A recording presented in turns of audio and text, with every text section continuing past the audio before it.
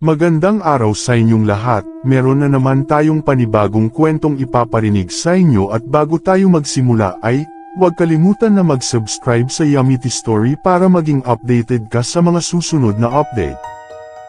Sa isang maliit na bayan sa Bulacan, maraming mga kwento ang umuugong tungkol sa mga aswang na naglapana tuwing gabi. Ang mga tao sa bayan ay palaging nag-iingat at nagkukwentuhan tungkol sa mga pangyayari na nagdudulot ng takot sa kanilang mga puso. Ngunit sa kabila ng lahat ng ito, si Ella ay walang kaalam-alam sa mga kwentong iyon.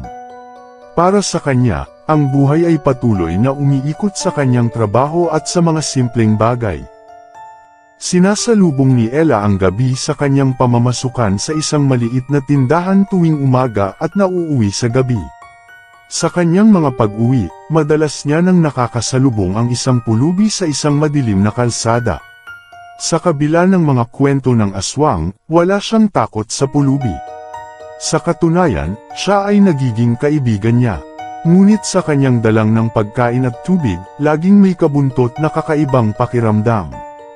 Sa tuwing siya ay lumalapit, para bang may ibang bagay na imbis na takot ang bumabalot sa kanyang puso. Isang gabi, habang siya ay naglalakad pauwi, napansin ni Ella na tila magulo ang paligid. Ang mga kalye ay tila mas tahimik kaysa dati, at ang mga bituin sa kalangitan ay nagniningning na tila may masamang balak. Nang malapit na siya sa kalsadang madalas niyang dadaanan, narinig niya ang mahinang tinig mula sa likuran. "Miss, maaari bang humingi ng kaunti?" Tanong ng pulubi, na parang nahihiya pa. Ang kanyang boses ay may tono ng pag-asa, kaya't siya'y huminto at ibinigay ang isang piraso ng tinapay at kaunting tubig. "Salamat, miss. Napakabait mo," sagot ng pulubi habang nakatitig sa kanya na parang may isang bagay na hindi niya maipaliwanag.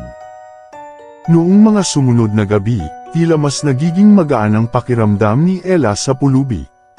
Pinagsaluhan nila ang mga kwento mula sa kanilang mga buhay.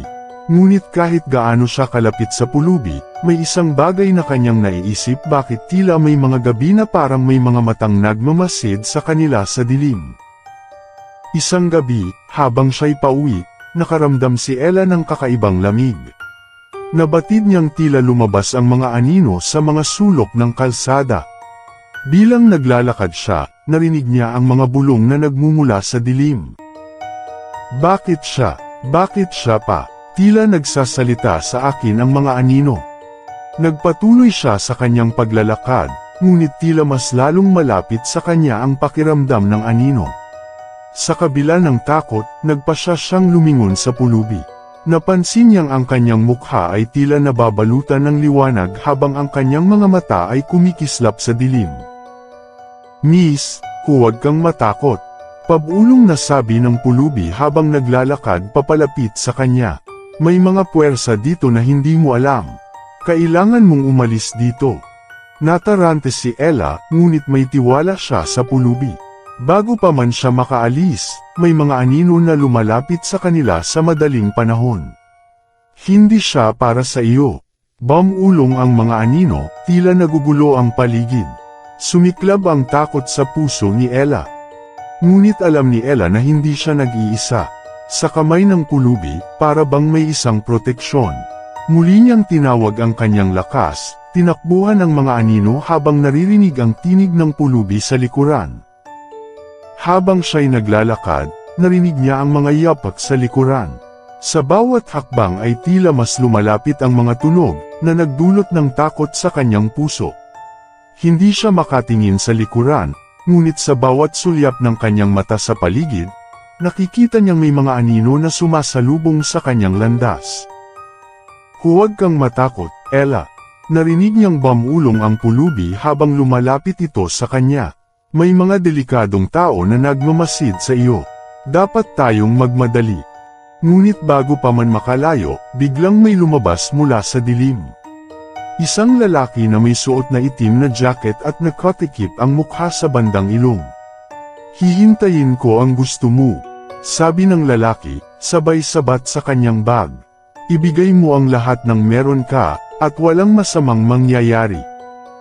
Dahil doon, tila nag-iba ang daan ng buhay ni Ella. Isang segundo ay naramdaman niyang parang tumigil ang oras. Sa takot at pagkalito, sumagi sa isip niya ang mga kwento ng aswang, ngunit mas naglalaban sa kanyang isipan ang katotohanan. Hindi ito aswang, isang tunay na magnanakaw ang nasa kanyang harapan. Ngunit hindi siya nag-iisa. Nasaksihan ng pulubi ang nagaganap at agad itong tumakbo patungo kay Ella. "Bumalik ka sa likuran ko," utos nito, at para bang nagbigay ng lakas ng loob kay Ella. Isang isipin, hindi siya nag-iisa at may nagmamalasakit sa kanya. "Walang mangyayari sa iyo, umalis ka," sigaw ng pulubi habang nakaharap sa magnanakaw. Hindi siya natatakot, sa halip, nagplano siya ng isang paraan para iligtas si Ella. Mabilis na inisip ng pulubi kung paano niya maiiwasan ang masamang plano ng magnanakaw. Nakakita siya ng isang matigas na bagay sa tabi ng kalsada. Agad niyang kinuha ang bato at matapang na inihagis ito patungo sa magnanakaw. Dahil sa hindi inaasahang pangyayari, napayuko ang magnanakaw. Sa pagkakataong iyon, nakatakas si Ella. Gamit ang kanyang mga paa, tumakbo siya palayo sa lalaki na naguguluhan sa hindi inaasahang pagtulong ng pulubi. "Ella, dito!" sigaw ng pulubi habang pinilit nitong akmahan ang magnanakaw mula sa kanyang likuran. Tumulong siya sa pag-agaw ng atensyon ng magnanakaw. Hindi siya makakalabas sa amin. Sa huli, nang makita ng magnanakaw na hindi siya nag-iisa at mayroong kumakatok na pag-asa kay Ella, bigla na lamang itong nag-alangan. Ang kanyang puso ay nabuhayan at nagdesisyong tumakas na. Umalis ito sa eksena, habang naiwan si Ella at ang pulubi sa kalmado ng gabi. Nagpahinga si Ella, pawis na pawis sa takot, ngunit nagpasalamat sa pulubi na nagligtas sa kanya. "Maraming salamat, buti na lang at nandito ka," sabi ni Ella, naiiyak sa ligaya. "Minsan, may mga bagay na mahirap ipaliwanag, ngunit nandito ako para sa iyo," sagot ng pulubi. Sa mundo ng dilim, may mga tao pa ring handang magbuwis ng lahat para sa kanilang kapwa. Sa mga sumunod na araw, naging mas malapit si Ella sa pulubi. Nalaman niya ang kanyang tunay na pangalan at kwento, hindi siya isang pulubi na naglalakad lamang sa mga kalsada kundi isang tao na may masalimuot na nakaraan na nagtatangkang magsimula ng panibagong buhay. Sa mga kasunod na araw, habang ang pagkakaibigan ni Ella at ng pulubi ay unti-unting umuusbong tungo sa isang mas malalim na ugnayan, hindi may kakaila ni Ella na unti-unti rin siyang nahuhulog sa lalaking tila may taglay na hiwaga. Ang pulubi, na ang pangalan ay Miguel, ay hindi lamang basta tagapagligtas kundi mayroon ding mga kwento ng karunungan at mga pangarap na hinahanap sa kabila ng kanyang kasalukuyang kalagayan. Ngunit sa kanilang baryo, tila nagiging mas mapanganib ang sitwasyon. Sa bawat linggo, may mga ulat ng mga nakawan at karahasan na nagiging dahilan ng pangamba ng mga residente. Isang gabi, habang naglalakad sila sa tabi ng ilog, napansin ni Ella ang mga anino sa dilim. Naramdaman niyang hindi sila nag-iisa. "Miguel, parang may sumusunod sa atin," bulong ni Ella, umaasa na hindi ito totoo. Dagling pumihit si Miguel, at ang kanyang mga mata ay naging alerto. "Tamang pakiramdam mo, Ella. Laging mag-ingat." Di nagtagal, lumabas mula sa mga dingding ng mga bahay ang isang grupo ng mga kabataang mukhang galit at nagdadala ng mga patalim. "Huwag kayong magkakamali.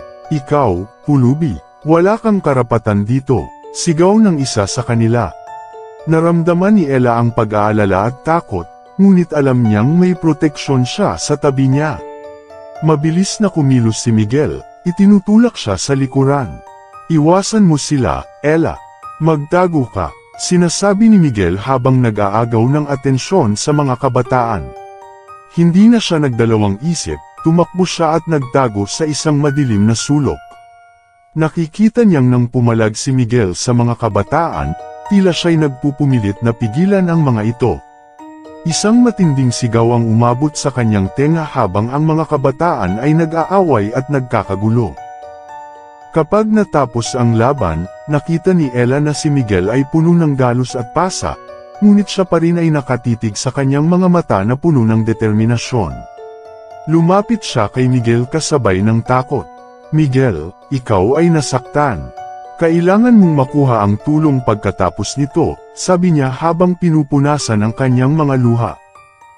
Ngunit hindi siya pinansin ni Miguel. Tumingin siya sa kanyang paligid, nag-aalala sa mga susunod na galaw ng mga magnanakaw. Kalimutan mo ito, Ella. Ang mahalaga ay na hindi ka nila nasaktan, sagot niya, sa kabila ng sakit na dulot ng laban. Sa mga susunod na araw, patuloy ang pagdagsa ng mga krimen sa kanilang baryo, at sa bawat insidente, naroon si Miguel, palaging nakasunod kay Ella at protektado siya mula sa alinmang panganib.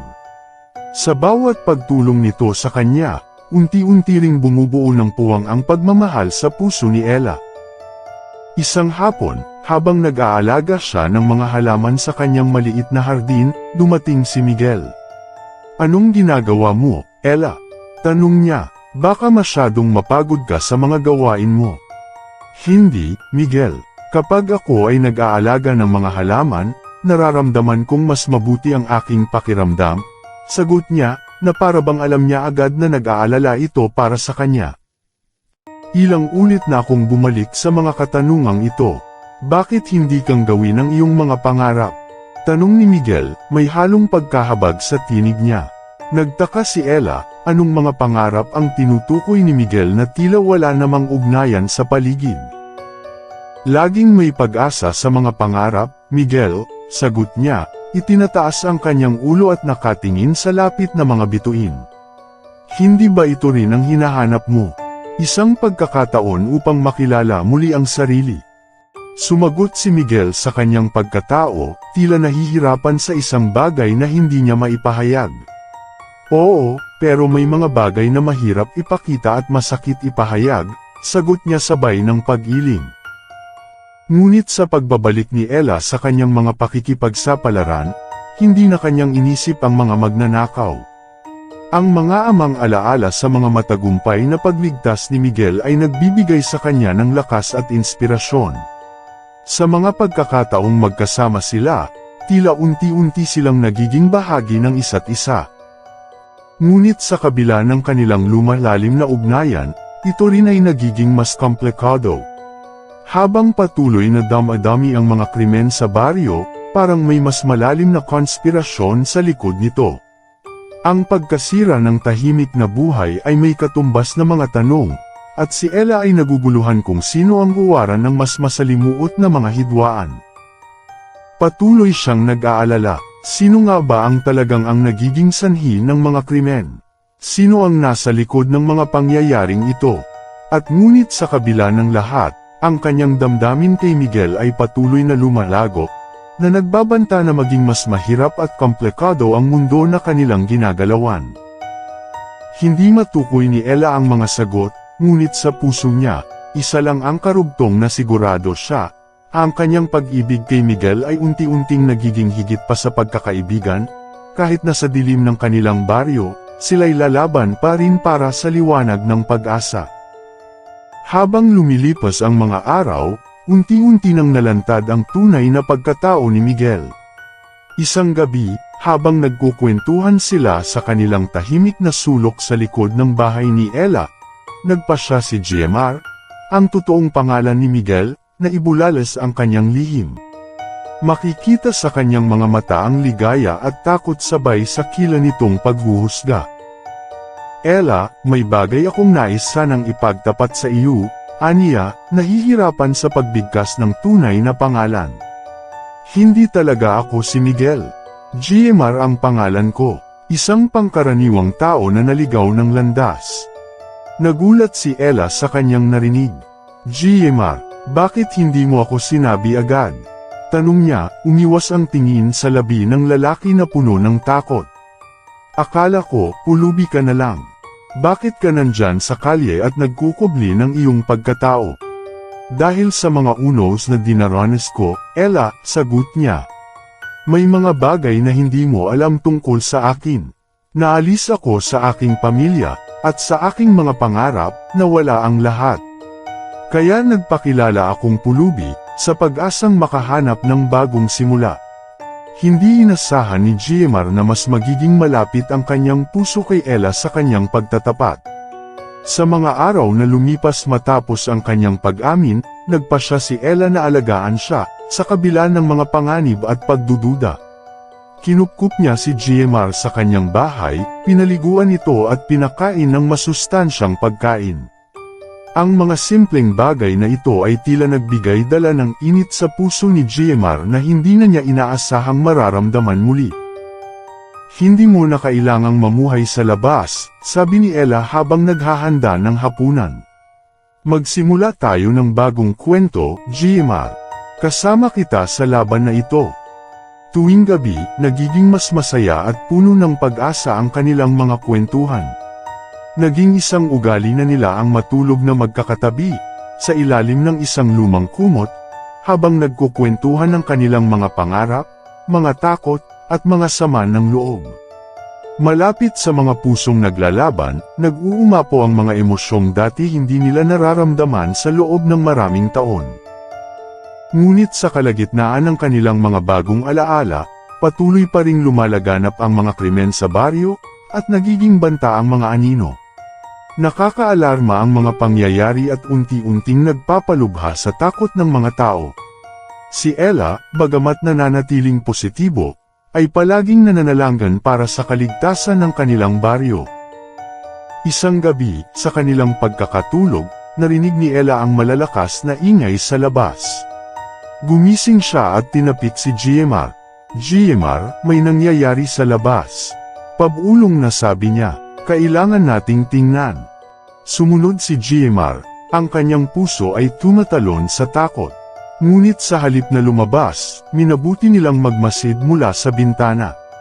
Sa kanilang pagtingin, nakita nila ang mga kabataan na nag-aaway at tila nagdadala ng mga gamit na nawawala sa kanilang baryo. Ang sigaw at ingay ay tila nag-iinit ng sitwasyon. Hindi pwede ito. Kailangan tayong kumilos, Ella. Sabi ni GMR, ang kanyang mga mata ay nagliliyab sa determinasyon. Kailangan nating malaman kung sino ang nasa likod ng mga pag-aaway na ito. Muling tumakbo ang puso ni Ella sa takot, ngunit sa pagmamalasakit at tapang ni GMR, nadama niyang may ngiti at pag-asa sa kanyang alam. Sige, GMR, handang-handa akong makibahagi sa laban na to, sagot niya, hindi na siya nagdadalawang isip. Nagtulungan sila upang makahanap ng mga paraan upang mas makilala ang kanilang baryo, lalo na upang makilala ang mga tao na may kinalaman sa mga insidente. Ginugugol nila ang kanilang mga araw sa paglalakad sa mga bakuran, pakikipag-usap sa mga kapitbahay, at nangangalap ng impormasyon. Unti-unti, nakabuo sila ng grupo ng mga tao na nagtatangkang itaguyod ang seguridad ng kanilang komunidad. Dahil sa bagong motibasyon, nagsimulang sumibol ang lakas sa kanilang baryo. Habang nagiging mas naaaninag ang mga dahilan sa likod ng mga krimen, nagiging mas malapit sila ni GMR sa isa't isa at nagiging higit na mahalaga ang kanilang relasyon. Sa dako pa, nagpakita ng mga senyales ng peligro si GMR. Madalas siyang napapansin na may mga nakaabang na nagmamasid sa paligid habang sila ay nagtatrabaho sa kanilang mga proyekto. Napansin din ni Ella na ang mga tao sa baryo ay may mga lihim na sabwatan, at tila may mas mataas na kapangyarihan na nasa likod ng lahat ng ito. Isang buwan ang lumipas, at habang sila ay abala sa kanilang mga gawain, nagdesisyon si Ella at GMR na makipag-ugnayan sa mga awtoridad. Tila mas damadami ang mga tao sa bayan ang nakikilahok sa kanilang plano at ang sabik na pag-asam sa pagbabago ay nagbigay sa kanila ng bagong inspirasyon. Anuman ang mangyari, Ella, hindi ako mawawalay sa iyong tabi, sabi ni GMR isang umaga habang ang sinag ng araw ay pumasok sa bintana. Babatid ko na sa iyong tabi, ako ay may dahilan at isang bagong simula. GMR, ikaw ang nagpapalakas sa akin upang ipaglaban ang mga pinaniniwalaan ko, sagot ni Ella, ang kanyang tinig ay puno ng emosyon. Mahal kita hindi lamang dahil sa iyong tapang kundi sa lahat ng ginawa mo para sa akin.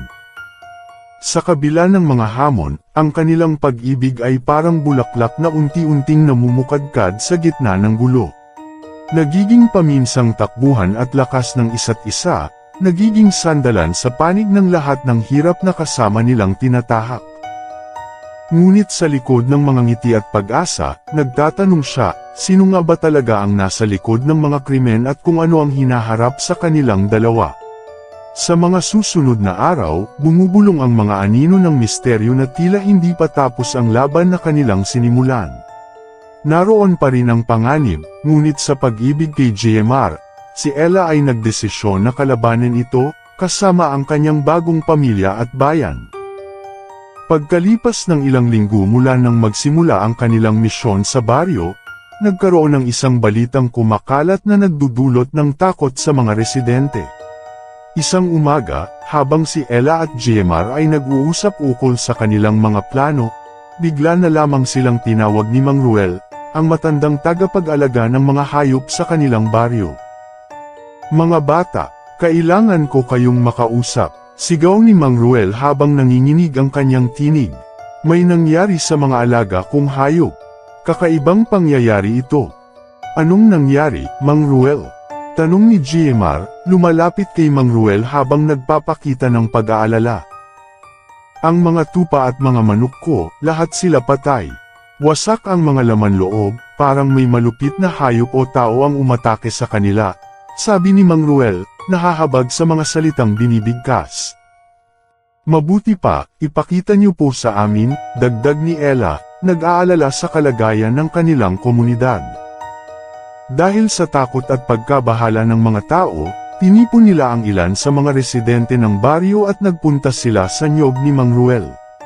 Sa pagdating nila, umabot ang amoy ng mga patay na hayop sa kanilang ilong, at nakita nilang sinira ang isang bahagi ng kulungan. Sa paligid, may mga bakas ng mga paa, na tila hindi naman karaniwang hayop ang nagtuloy sa lugar. Ang mga biktima ay hindi lamang mga hayop, kundi pati na rin ang tiwala ng mga tao sa isa't isa. Hindi ito ang unang pagkakataon, nakakausap ko ang ibang tao sa baryo. Dumarami ang mga ulat ng pagkamatay ng mga alagang hayop. Pero wala tayong makitang ebidensya kung ano talaga ang may gawa nito, dagdag ni Mang Ruel. Ngunit kahalong takot ang nararamdaman ni Ella at JMR. Sa kanilang isip, nag-uumpisa na namang bumuo ng mga tanong. Ano ang dahilan sa mga pangyayaring ito? Sino ang nasa likod nito? Bukod pa rito, paano nila mapapanatili ang kaligtasan ng kanilang komunidad? Habang nag-uusap sila, unti-unting sumasalabong ang mga katanungan at takot sa kanilang mga isipan. Nagdesisyon si JMR at Ella na kailangan nilang magsaliksik at mang-alap ng impormasyon. Maging ang mga bata sa baryo ay may naiisip na maaari nilang maging palitan ng impormasyon.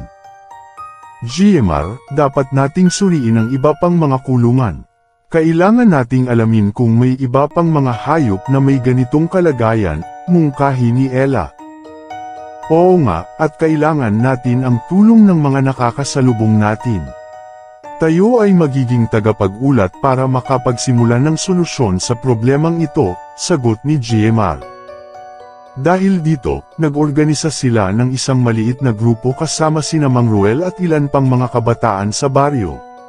Sila ay nagtulungan upang tuklasin ang mga paligid at samuri ng mga kulungan ng mga hayop sa baryo. Ang hinahanap nila ay mga palatandaan na makakapagsabi kung sino o ano ang nagdudulot ng ganitong krisis. Ngunit natagpuan nila ang higit pa sa kanilang inaasahan. Ang mga panganib na dulot ng kanilang pagsisiyasat ay mas malala kaysa sa nagdududa sila. Sa bawat hakbang na kanilang tinatahak, nagiging mas totoo ang katotohanan at mas nakakatakot ang sitwasyon. Minsan, nakita ni Ella at JMR ang isang grupo ng mga kabataan na nag-iimbestiga rin. "Bakit kayo nandito?" tanong ni Ella sa mga ito. "May narinig din kaming mga kwento, at nais kaming alamin kung sino ang nasa likod ng mga ito," sagot ng isa sa kanila. "Sinasabi nilang may nakikitang mga anino sa kapatagan tuwing gabi. Isang malamig na pag-ulan ang tumama sa baryo, ngunit hindi ito nakapagpalamig sa kanilang mga pangarap ng pagbabago.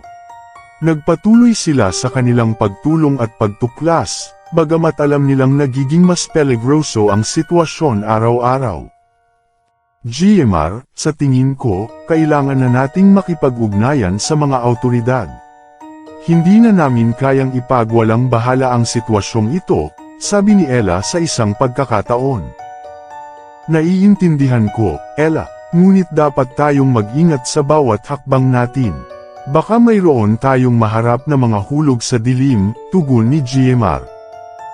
At sa mga kaganapang ito, nagsimula na ring kumalap ang mga residente ng balita ukol sa kaganapan sa kanilang komunidad.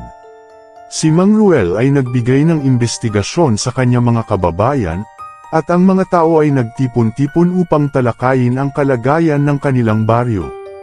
Dahil dito, hindi lamang ang mga alagang hayop ang usapan kundi pati ang mga takot ng mga tao. Makalipas ang ilang linggo, may nakuha silang mga impormasyon na nagmumula sa mga matatandang nakatira sa paligid. Sinabi ng isang matanda na may isang alamat tungkol sa isang nilalang na nahuhuli ng mga alagang hayop.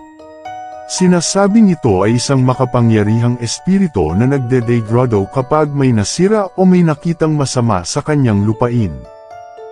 Nakakabahala naman yan, sabi ni Ella.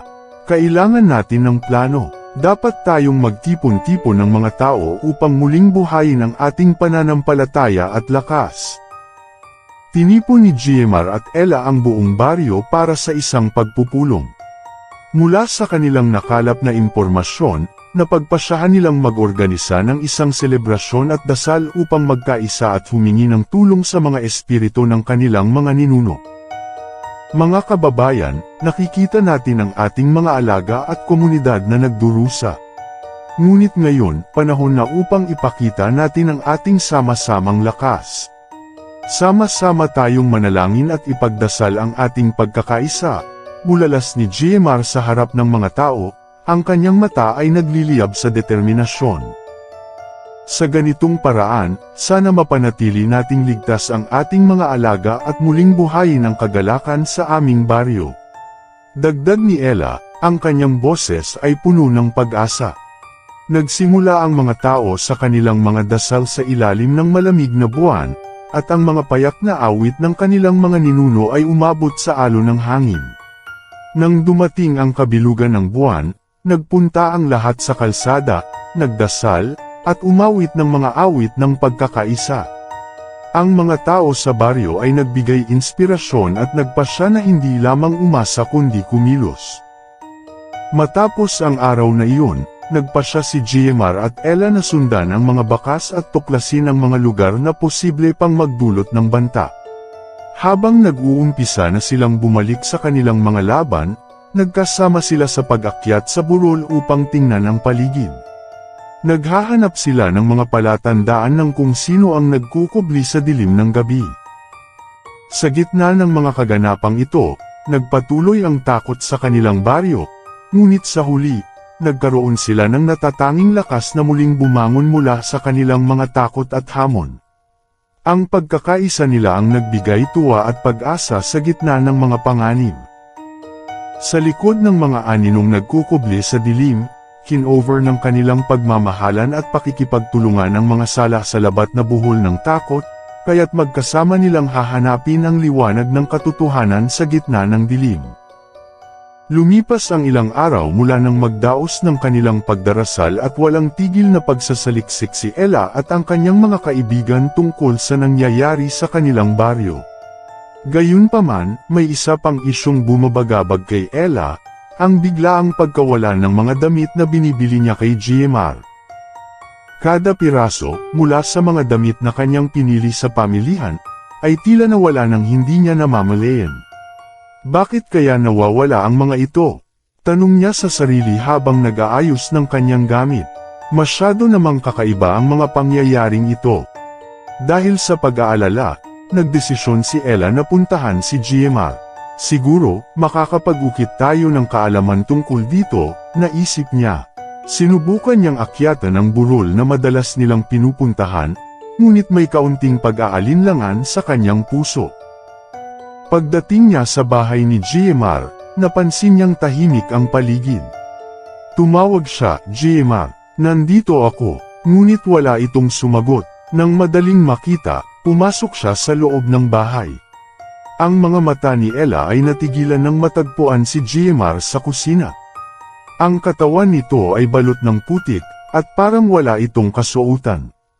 "GMR, anong nangyayari?" sigaw niya, puno ng takot at pag-aalala. Nagangat si GMR ng kanyang ulo, mukhang nagulat sa kanyang pagdating. "Ella, anong ginagawa mo rito?" Dali-dali siyang tumayo, ngunit nahirapan dahil sa init ng katawan nito. "Bakit ka balot ng putik? At bakit wala kang damit?" tanong ni Ella habang unti-unting umaalis ang takot sa kanyang puso. "Kailangan mong magpaliwanag." Umupo si GMR sa isang upuan, tila nahihirapan na magsalita. "Naghahanap ako ng sagot, Ella," aniya sa mahinang boses. "Natagpuan ko ang isang nakatagong lugar sa pilapil sa likod ng bahay. Sa loob ng lugar na iyon, may mga nakakalat na damit at ibang gamit na hindi ko maipaliwanag." "Ano?" nagulat si Ella. "Mga damit, yung mga nawawala." "Oo, at narito na ang pinakamalaking misteryo," tugon ni GMR, na tila nababalot ng alkwino. "Nakita ko ang mga aninong nabubuhay sa dilim. Sinasabing sila ang nag-aagaw ng mga bagay mula sa mga tao. Kailangan kong makahanap ng paraan upang mainto ang kanilang mga gawain, ngunit mukhang mas delikado ito kaysa sa iniisip ko." "Paano na ang mga tao sa baryo? Hindi ba't delikado yan?" tanong ni Ella na walang katapusan ang pag-aalala. "Hindi ko alam, ngunit kailangan nating malaman ang tungkol dito. Kung ang mga aninong ito ang dahilan ng mga pagkawala sa ating baryo, dapat tayong magkaisa at maghanap ng solusyon." Tumayo si GMR. Muling bumalik si Ella sa kanyang mga iniisip. "Ngunit paano kami makakahanap ng solusyon? Kung nagtatago sila, paano natin sila mahahanap?" Malinaw na nakikita ni GMR ang determinasyon sa mukha ni Ella, kaya't nagpa siya itong ipaliwanag ito. "Tulong-tulong tayo, Ella. Baka ang mga tao sa baryo ay makakita ng mga palatandaan na maari nating gamitin. May mga nakakaalam sa ating pagkakabuhay at sa mga alamat. Baka sila ay mga batang kaluluwa na nagpakita sa atin at nagbigay ng babala. Ngunit hindi natin dapat kalimutan ang ating mga alaga at ari-arian. Dapat silang protektahan." Sagot ni Ella, ang boses nito ay direktang puno ng kab-atak ng takot. Nakahinga ng malalim si GMR, napagtanto ang alalahanin ni Ella. "Kailangan natin menyang isang plano. Mag-organisa tayo." Muling bumalik si Ella sa baryo, dala ang balita ukol sa natuklasan ni GMR. Ipinatawag nila ang mga tao, at sama-sama silang nagtalaga ng mga gawain. Ilang tao ang inatasan upang magbantay sa mga hayop at iba pang ari-arian, habang ang iba naman ay nagtipon-tipon ng impormasyon ukol sa mga alamat at mga kwento. Kinabukasan, bumalik si Ella at GMR sa lugar kung saan nakita ang mga aninong nasa dilim. Minsan, naiisip ni Ella kung gaano kaimportante ang pagkakaisa sa kanilang komunidad. Sa bawat hakbang na kanilang tinatahak, nagiging mas makapangyarihan ang kanilang sambayanan para labanan ang anino ng takot. Sa kanilang pag-abot sa lugar, nakita nila ang mga bakas ng putik at mga piraso ng nawawalang gamit. Nagdesisyon silang itala ang mga ito upang mapagtulungan nila ang hinanap. Bawat detalye ay mahalaga, at dapat nilang ipaglaban ang kanilang mga ari-arian at komunidad. "Di tayo susuko, Ella. Magkakasama tayong ipagtanggol ang ating sarili at ang ating bayan," wika ni GMR, nagpapalakas ng loob. Mula sa mga takot at pangarap, unti-unting bumangon ang kanilang komunidad, sabay-sabay na naglalakbay patungo sa liwanag mula sa dilim. May pag-asa silang sikaping mahanap ang katotohanan at harapin ang mga takot na bumabalot sa kanilang baryo. Pagkatapos ng ilang araw ng pag-uusap at pakikipagsapalaran ni Ella at GMR upang matuklasan ang mga misteryo sa kanilang bayan, isang balita ang bumuhos sa kanilang pandinig. Sa kabilang baryo, may mga pagkakasalang naiulat ukol sa isang aswang na nanggugulo, at ang pinakabago ay ang pag-atake nito sa mga hayop. Isang baboy ang dinibok, at ang laman loob nito ay natagpuan na wala na sa kanyang katawan. Isang naglalakbay na mangingisda ang nakasaksi, at ang kanyang saksing naging batayan ng takot ay mabilis na kumalat sa paligid. Nabigla si Ella sa narinig. "GMR, kailangan nating pumunta roon. Kailangang malaman natin ang totoo," sabi niya sa matinding tinig. Sinang-ayunan ito ni GMR sa kanyang determinadong hitsura. "Oo, hindi natin maaring baliwalain ang ganitong uri ng balita. Dapat tayong maging handa," sagot niya. Nagmamadali silang naglakbay patungo sa kabilang baryo, puno ng takot at pag-aalala. Habang lumalapit sila sa dako na nabalitaan, tila isang malamig na hangin ang humahampas sa kanila, nagdadala ng katahimikan at pag-aalinlangan. Nang marating nila ang lugar, nakita nila ang mata ng mga tao na puno ng pagkabagabag at takot. "Alam ko na ang nangyari. Ang aswang ay talagang nandyan," bulong ng isang matandang babae sa kanyang katabi. "Nakita ko ang mga aninong nagkukubli sa dilim. May nagpasulpot at kumagat sa baboy ko nung nakaraang gabi." Habang nakikinig sila, napansin ni Ella at GMR ang higit pang mga palatandaan sa paligid, mga baboy na namumuhay na nakatago, mga katabing bahay na parang nakasara sa takot, at mga tao na nag-uusap sa bulong. Hindi na nila kayang itago ang kanilang pagkabahala. Nakita nila ang pinag-uusapan ng mga tao sa gitna ng baryo at nagdesisyon silang lumapit. "Pasensya na, pero ano ang talagang nangyari?" tanong ni Ella sa isang grupo ng mga tao. "Kailangan naming malaman. May ilang mga biktima na hindi lamang mga baboy. Kasama na dito ang mga alaga ng mga tao," sagot ng isang matandang lalaking puno ng pangamba. "Alam namin na ang lahat ng ito ay gawa ng aswang. At wala kaming magawa kundi ang magdasal." Naisip ni Ella na maaaring isa itong pagkakataon na mag-research sa karanasan ng ibang tao. "Dapat tayong magtulungan. Baka may magagawa tayong paraan." Sa kanyang tinig ay may pag-asa at maaaring maging liwanag sa dilim na bumabalot sa baryo. "Pero paano?" nagtanong ang isa sa kanila. "Walang makakalaban sa aswang. Paano kung ito ang huli naming pagkakataon?" Nagsalita si GMR. "Hindi ito ang tamang pag-iisip. Kung tayo-tayo na lamang ang magtutulungan, makakabangon tayo mula sa takot. Maraming kwento na ang lumabas tungkol sa aswang, at kung sakaling totoo ito, baka may paraan tayong mapigilan ito. May mga sinaunang ritual na kailangang gawin, mga debosyon na dapat ipagpatuloy. Baka kailangan nilang magdesisyon kung sino ang magiging kabataan dito," dagdag ni Ella, naguguluhan ng kaunting pangarap. Muling bumalik ang mga tao sa mga aninong iyon, sama-sama silang nagdasal at nag-organisa sa pagkilos. Kinuha nila ang mga dapat gawin, mga impormasyon, mga alamat, at mga paraan upang maprotektahan ang kanilang mga bahay sa mga aswang. Sa loob ng mga susunod na araw, nagbigay na ang mga tao ng mga alituntunin, at nagdasal para sa kanilang seguridad. Pinag-uusapan nila ang mga alamat at ang mga simbolo na maaari nilang ilagay sa paligid ng kanilang mga bahay, mga panggagambala sa mga aninong nagkukubli. Habang patuloy na nag-uusap ang mga tao sa baryo tungkol sa aswang at sa mga naratibo ng nakaraang mga pag-atake, naglalakad si Ella sa paligid nang bigla siyang makaamoy ng pamilyar na amoy, na para bang may nahuhulog na alaala. Sa gitna ng kanyang pagninilay, bigla niyang naisip ang isang bagay, ang damit na nakita niya sa tabi ng baboy sa lugar ng insidente. "GMR," bulong niya sa sarili, ang puso niya ay tila bumilis.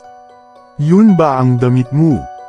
Agad siyang bumalik sa lugar kung saan naganap ang insidente. Ang kanyang isipan ay puno ng mga tanong, at bigla na namutawi ang mga alaala ng mga nakaraang araw. Unang naiisip ni Ella ay kesyo magkasama silang nakatulog at may mga pagkakataong halos magkalapit lang ang kanilang mga damit sa kanilang mga kwarto. Ngayon, naiisip niyang kung paano naugnay ang mga bagay na iyon sa nangyari. Sa pagdating niya sa pinangyarihan, ramdam niya ang malamig na hangin na lumalampas sa kanyang balat. Pinilit niyang isipin kung nasaan ang lugar kung saan niya na lamang nakitang nakalantad ang baboy, pati na rin ang damit na tinitukoy niya. Habang tila may mga aninong nagtatago sa paligid, nilapitan niya ang mga bakas ng putik at ang mga bakanteng puok kung saan una niyang nakita ang baboy. Mabilis ngunit matiag ang inusisa ni Ella ang paligid. Habang tumitingin siya, hindi siya makapaniwala na nasuklam siya sa dami ng mga bagay na dapat pagtuunan ng pansin. At sa isang pitik ng kanyang mata, nakita niya ang piraso ng tela na nakalantad sa ilalim ng ilang mga damo. Mabango, ito ay ang damit. Tumalon ang puso niya sa saya at takot. Kinuha niya ito at pinagmasdan ng maigi, ito nga ay damit ni GMR. Anong nangyari? Bakit nandito ito? Tanong niya sa hangin, punong-puno ng pagdududa. Sa kanyang pag-iisip, naunawaan niyang kailangang makipag-usap kay GMR. Ang damit na ito ay naging kinatawan ng isang misteryo, at tila may kaugnayan ito sa kasalukuyang nangyayari. Mabilis siyang bumalik sa bayan at hinanap ang kanyang kaibigan. Nandito ka na, Ella. Bati ni GMR, halatang nag-aalala. Bakit ka nawala? Akala ko ay may problema na, nakikita ko kayong nag-uusap sa mga tao. May nakita ka bang bagong impormasyon? Dahil sa pagmamadali ng mga saloobin, agad na ipinakita ni Ella ang damit na nakuha niya kay GMR. GMR, nakita ko ito sa lugar kung saan pinatay ang baboy. Ito ang damit mo, di ba? Pansamantalang natigilan si GMR. Oo, sa totoo lang. Pero paano ito napunta roon? Wala akong alaala na nandoon ako, sagot niya, puno ng pagkalito. Baka may nangyari sa'yo nang hindi mo nalalaman. O baka, tinanggal mo ito sa ibang pagkakataon at nagkataon lang na sa lugar na iyon ito sa wakas nahanap. Sumagot si Ella, ang mga mata ay naglalabas ng lumiliwanag na liwanag habang siya'y nag-iisip. Muli silang nag-usap tungkol sa mga misteryong bumabalot sa baryo, ang mga alamat ng aswang, ang mga saksi, at ang pagkakapareho ng mga pangyayari. Napagtanto nilang magkasama silang lumaban hindi lamang para sa kanilang mga komunidad kundi pati na rin sa pag-unawa sa kanilang sarili. Kung ito ang magiging susi sa pag-alam kung anong nangyari, kailangang dalhin natin ito sa mga matatanda. Mungkahi ni GMR. Sumasang-ayon ako, baka sila ang makapagsabi sa atin ng higit tungkol dito, sagot ni Ella, puno ng pag-asa. Habang naglalakad sila patungo sa tahanan ng mga matatanda, nag-uumapo ang kanilang mga isip sa mga posibilidad. Palagay nila, ang makinabang ng mga kwentong ito ay hindi lamang ang pagbuo ng kanilang komunidad kundi pati na rin ang pagkilala sa mga pagkakalimutan sa nakaraan. Magsimula ito sa isang damit, at sa kanilang puso, muling naisip nila ang pagkakaisa at katatagan ng kanilang pagkakaibigan. Nagtakip ng kumot si Ella habang nakahiga sa kanyang kama, walang balak na matulog sa takot at pag-aalala dahil sa mga nangyayari sa baryo. Ang kanyang pag-iisip ay puno ng mga tanong tungkol sa damit na nakuha niya at kay GMR. Pareho silang nakatanim sa kanyang isip, at sa kaibuturan, alam niyang may mas malaking misteryo na bumabalot sa kanilang buhay. Habang ang oras ay bumabagal at ang gabi ay nagiging mas madilim, bigla siyang nabulabog sa isang kakaibang tunog. Dahan-dahan niyang pinilit na pumikit, ngunit ang kanyang mga mata ay nagiging mas alerto. Sa gilid ng kanyang mata, napansin niya ang isang anyo.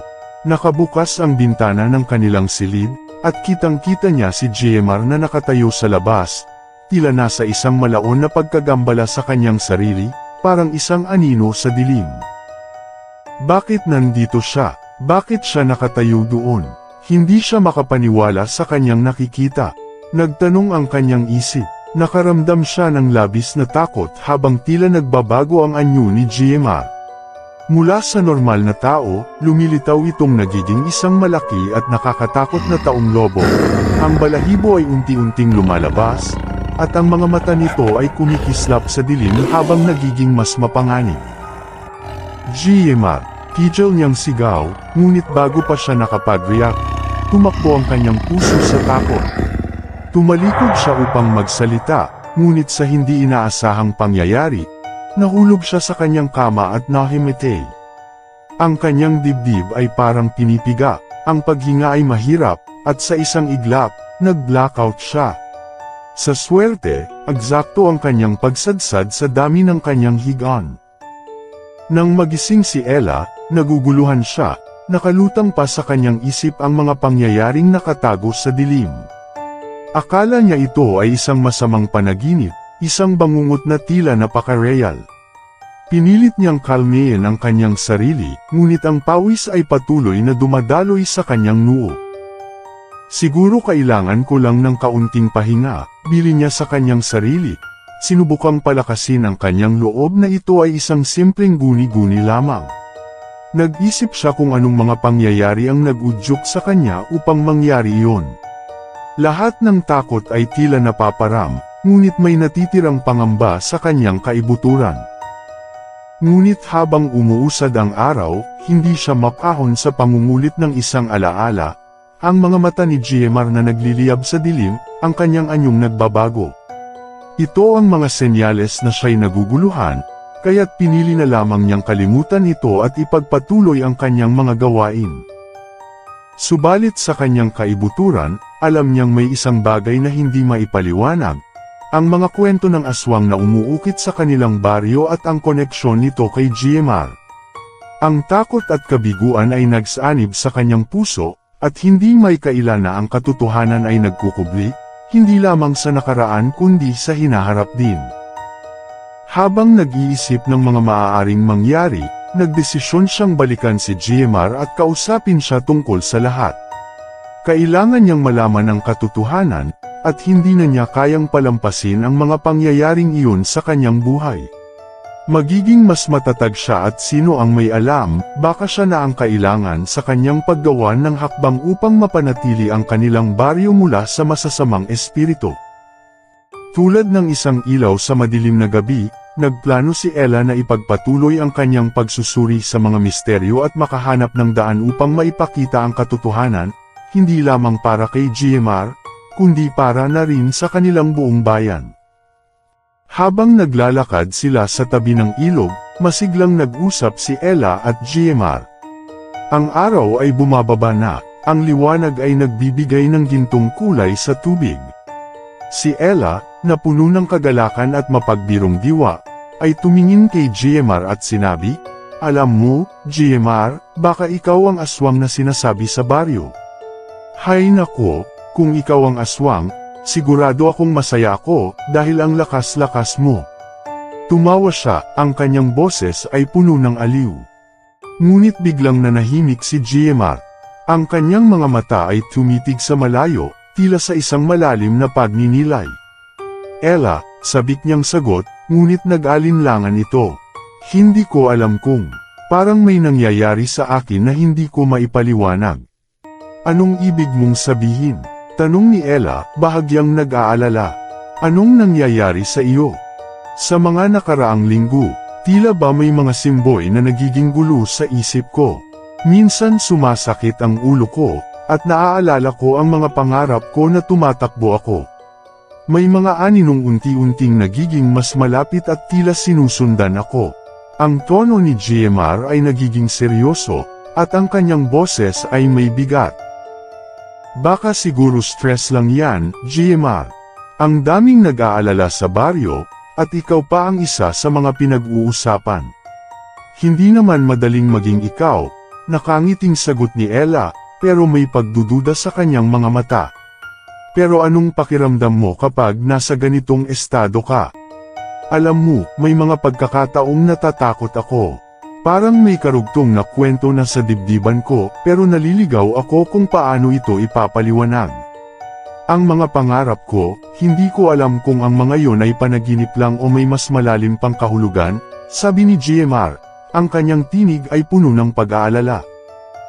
"Bahala na, pwede nating hanapin ang sagot sa mga matatanda. Ang mga kwentong kanilang ikukwento ay makakatulong sa atin, mungkahi ni Ella. Tsaka, kung ikaw ay talagang aswang man, ayaw kong mawalan ng pagkakataon na magkaroon ng kaibigan na may ganitong kapangyarihan. Siguraduhin magiging tagapagtanggol mo ako. Nagtawanan silang dalawa sa kanyang berwan, ngunit sa kalooban ni GMR, naiwan pa rin ang sakit ng hindi pagkakaalam. Sa kabila ng masayang pag-uusap, may tinig sa loob na nag-uudyok sa kanya na tumingin sa katotohanan, at ang tanong na nag-aalala sa kanya ay ano ang mangyayari kapag dumating ang gabi. Ang mga araw ay lumipas, at habang pinapagana nila ang kanilang pag-uusap, nagdesisyon silang bumalik sa mga matatanda sa susunod na araw. Ipinangako ni Ella na makikita niya si GMR upang ipakita ang lakas ng kanilang pagkakaibigan, kahit ano pa man ang kanilang harapin. Sa pagbaba ng araw, nagpasya silang bumalik sa bahay. Sana bukas ay makahanap tayo ng sagot, sabi ni GMR, habang ang mga bituin ay nagsimulang lumiwanag sa kanyang itaas na langit. Oo, isang magandang araw ang naghihintay sa atin. Tandaan mo, GMR, anuman ang mangyari, hindi ka nag-iisa, nakangiting sagot ni Ella, ang kanyang mga mata ay puno ng pakikipagsapalaran. Puno ng pangarap at pag-asa, nagpatuloy ang kanilang paglalakad sa madilim na daan, hindi alam na ang kanilang mga puso ay patungo sa isang mas malaking hamon na naghihintay sa kanila. Nakauwi si Ella mula sa inuman kasama ang kanyang mga barkada, ang tawa at kwentuhan nila ay nagbibigay aliw sa kanyang isipan. Sinalubong siya ng malamig na hangin ng gabi habang naglalakad siya pauwi. Ang mga bituin ay kumikislap sa madilim na langit, ngunit sa likod ng kanyang saya, may tila nag-aanyayang pangamba sa kanyang kalooban. Habang naglalakad, napansin niyang may kakaiba sa paligid. Gaano man kalakas ang ingay ng kanyang mga kaibigan sa inuman ay tila iyon ay unti-unting naglalaho sa kanyang isipan. Masyado na siyang nag-iisip tungkol sa mga banta sa baryo at kay GMR. Bigla, may isang bagay na tumalon sa kanya mula sa dilim. Nataranta, nagulat siya at natambas sa lupa. Sa isang kisap mata, naramdaman ang matalim na kalmo ng isang malaking aswang sa kanyang dibdib. Napunit ang kanyang damit sa harapan, at tumambad ang kanyang balat sa matalas na claws ng halimaw. Takot na takot siya, hindi makapagsalita sa lalim ng kanyang takot. GMR, sigaw niya, umaasang maririnig siya nito. Tulungan mo ako. Ang aswang, isang napakalaking taong lobo, ay tila nag-atubiling harapin siya. Tumingin ito sa kanya, ang mga mata nito ay nagliliyab sa dilim. Sa takot ni Ella, nagtakip siya ng kamay sa kanyang mukha habang sinubukan niyang bumangon mula sa lupa. Sa kabila ng kanyang pagkapanik, may lumalabas na tapang mula sa kanyang kalooban. Hindi ako matatanggap sa ilalim mo, bulong niya sa kanyang sarili. Sa halip, ang mga mata ng aswang ay bumaling kay Ella, tumigil sa paggalaw nito sa isang sandali. Mukhang naguguluhan ito sa pagkakakita sa kanya, na tila hindi makapaniwala na naroroon siya. Sa pagkakataong iyon, kumilos si Ella. Nagpasya siyang tumakbo sa pinagmulan na naisip niyang ligtas.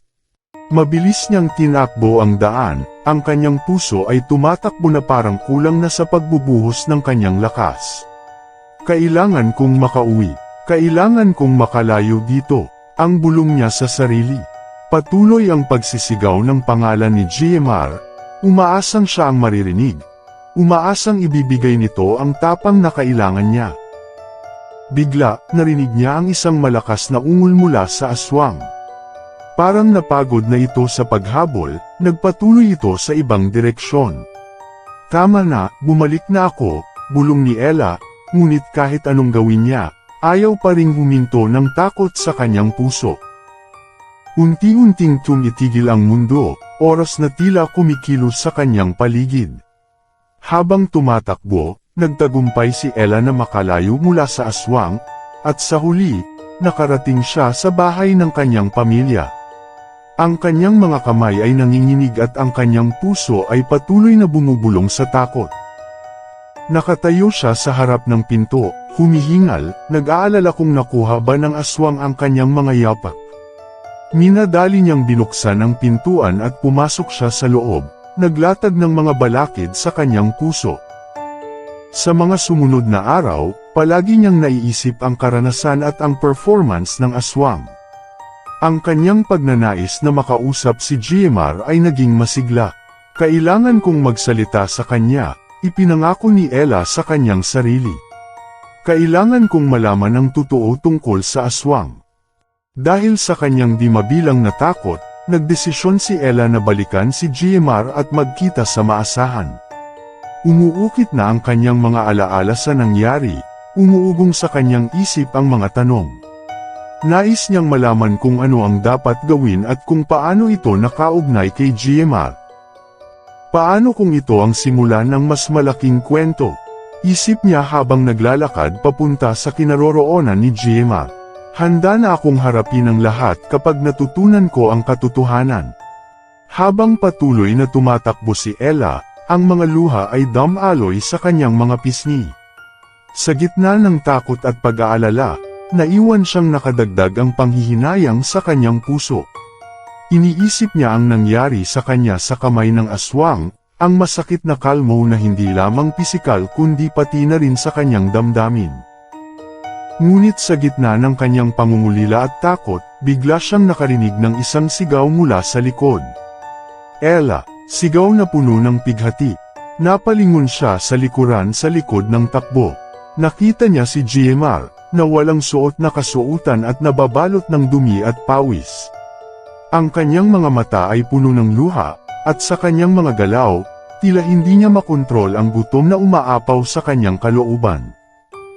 GMR, sigaw niya, nagulat at sabay na nahabag sa kanyang hitsura. Tumakbo siya papalapit sa kanya, ngunit may takot pa rin sa kanyang isipan. Anong nangyari sa'yo? Bakit ka nandito? Tanong niya habang pinupunasan ang kanyang mga luha. Ella, hindi ko kayang pigilan ang gutom ko. Umiiyak na sagot ni GMR. Hindi ko alam kung anong mangyayari. Ikaw lang ang makakapagpakalma sa akin. Umiyak siya habang binubusilak ng depression ang kanyang mga mata. Kailangan ko ng tulong. Kailangan kita. Nang marinig niya iyon, nagkahiwalay ang takot at pag-aalala sa puso ni Ella. Sa kabila ng lahat, si GMR ang kanyang kaibigan, at wala siyang iisipin kundi ang kanyang seguridad. Manahimik ka lang, GMR. Narito ako para sa'yo, sinabi niya, habang patuloy na binabalanse ang kanyang takot at ang pagnanais na makatulong.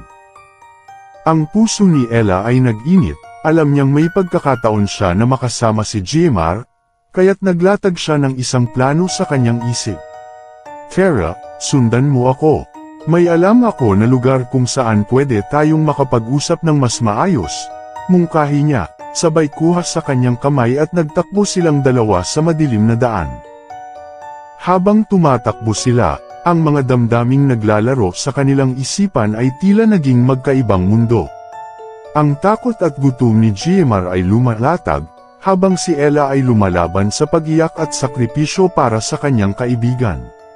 Sa mga sandaling iyon, ang kanilang pagsasama ay tila nagbigay liwanag sa dilim.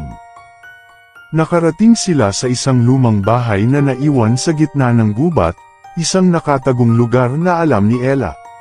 Dito, nagtakip siya ng mga bahagi ng labas ng bahay at siniguro na walang makakatuklas sa kanila. Dito, GMR, makakapagpahinga ka at makakapag-isip, sabi niya habang umupo sila sa sahig na iyon.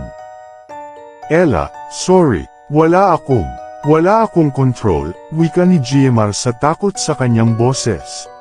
Baka magawa kong masaktan ka. Pwede mong kontrolin ito, sagot ni Ella nang may layunin sa kanyang boses. Alam kong kakayanin mo, kailangan ko ang lakas mo, at gusto kong tulungan ka. Sa harap niya, hanga siya sa lakas at tapang ni GMR kahit na sa mga oras na ito. Sa gitna ng takot, ang kanyang boses ay isang pangako. GMR, sa kabila ng takot at gutom, ay nakaramdam ng konting kapanatagan sa kanyang loob. Tama ka, aalisin ko ang takot na ito. Iingatan kita, Ella, ikaw lang. Ang makasariling takot at ang tinig ng gutom ay tila nahuhugot sa hangin. Habang nasa loob ng lumang bahay, nakaupo sila sa ilalim ng malamig na liwanag ng buwan, at ang kanilang mga puso ay tila nag-uugnayan sa isang masugid na pagsasama. Anuman ang mangyari, andito lang ako, sabi ni Ella habang tuluyan na silang napasailalim ng kanyang pagkakaibigan. Kailangan nating magkaisa, suungin ang alon ng takot, at labanan ito. Sa kanyang mga sinabi, unti-unting nakaipon si JMR ng lakas, umuusad ang pagkakaibigan nilang dalawa sa isang bagong level. Ang tunay na laban para sa kanilang kinabukasan ay nagsimula na, ngunit sa kanilang mga puso, alam nilang hindi na sila magiging mag-isa. Habang nasa loob ng lumang bahay, unti-unting umayos ang sitwasyon. Si JMR ay huminga ng malalim, sinusubukang kontrolin ang gutom na umaalipin sa kanya. Si Ella naman ay nag-alok sa kanya ng tubig mula sa isang lumang baso na nasa kanyang paligid. Uminom ka ng tubig, makakatulong ito, sabi niya, nakatutok sa kanyang mga mata na puno ng suporta. Habang unti-unting bumabalik ang kanyang lakas, nagdesisyon si Ella na simulan ang pag-uusap. JMR, kailangan nating malaman kung ano ang nangyari. Bakit naging ganito ang sitwasyon mo?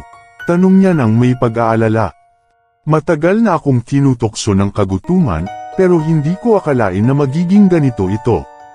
Ang aswang, ito ang dahilan kung bakit ako nagbabago. Iniwan na ako ng lahat, at mula nang minsan, nagiging mas malalim ang gutom ko. Pati ang mga alaala, pati ikaw, unti-unti nang nawawala, sagot ni JMR. Naantol si Ella sa narinig at napagtanto niyang hindi lamang ang pisikal na gutom ang dinaranas ni JMR kundi pati ang emosyonal na pagkauhaw sa koneksyon. Huwag kang mawalan ng pag-asa, JMR. Lagi akong nandito para sa iyo, kahit anong mangyari, sabi niya, hinahawakan ang kanyang kamay.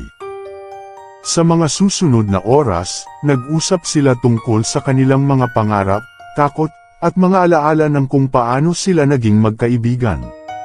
Habang si JMR ay unti-unting bumabalik sa kanyang sarili, naramdaman ni Ella ang kanilang koneksyon na lalong tumitibay sa ilalim ng mahinang liwanag.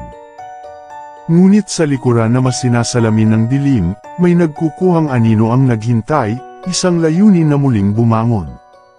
Isang tunog mula sa labas ang nagpatigil sa kanilang pag-uusap, ang mga yabag ng isang tao.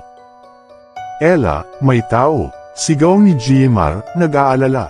Agad silang pareho huminto, nagpatuloy ang takot sa kanilang mga puso. Dapat tayong lumabas, kailangan nating malaman kung sino sila. Lumabas sila sa likod ng bahay, nag-iingat sa bawat hakbang. Sa labas, liwanag ng buwan ang nagbigay ng gabay, at sa kabila ng dilim, nakita nila ang isang grupo ng mga tao nang umaabot kay JMR. Ang mga ito ay mga nahulog na kaluluwa, hinihila papalapit sa kanya. JMR, isang boses ang umiiyak, tayo na, kailangan mong sumama sa amin. Nandito ako para sa iyo, JMR, hikbi ni Ella. Huwag kang mapasama sa kanila. Ikaw ay mas malakas kaysa sa mga ito. Ngunit ang mga tao ay sumisiklab sa harap nila na tila mga alon ng nakaraan. Si JMR ay nakaramdam ng pagkalito, halos parang nahihila siya ng kanyang mga alaala. Ella, hindi ko alam kung ano ang gagawin ko. Sila ang mga alaala ko. Ang aking nakaraan, sabi niya, sabay hawak sa kanyang ulo. Huwag mong hayaan silang manghihila sa iyo. Sigaw ni Ella, tandaan mo ang ating mga pangarap. Tandaan mo ang iyong lakas. Muling nagliwanag ang mga mata ni JMR, tila tumatalab ang kanyang mga alaala sa mga salitang ito. Lumapit siya kay Ella, at nagkaroon ng lakas sa loob.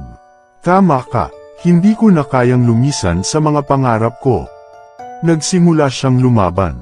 Ang kapangyarihan ng kanilang pagkakaibigan ay nagbigay sa kanya ng lakas upang lumayo sa mga aninong iyon. Tama na, ang mga alaala ko ay hindi ako ang nagpapasyang kundi ako. Sigaw ni JMR, kasabay ng pagkaangal ng mga naksa, siya'y nagtagumpay sa pagpapalayas sa mga kaluluwa. Salamat, Ella, bulong niya, puno ng emosyon. Dahil sa'yo, nagkaroon ako ng pag-asa. Kaya nating harapin ang anumang hamon. Mula sa araw na iyon, magkasama silang nagpatuloy sa kanilang lakbayin.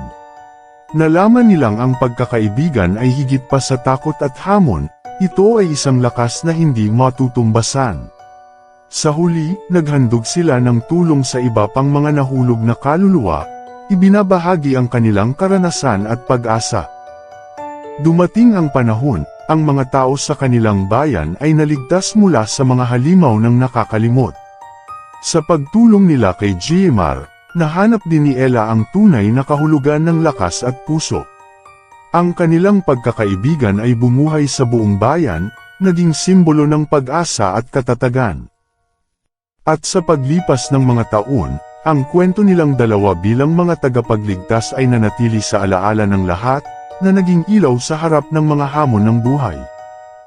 Sa huli, ang takot at gutom ay hindi kayang manalo sa pagmamahal at pagkakaibigan.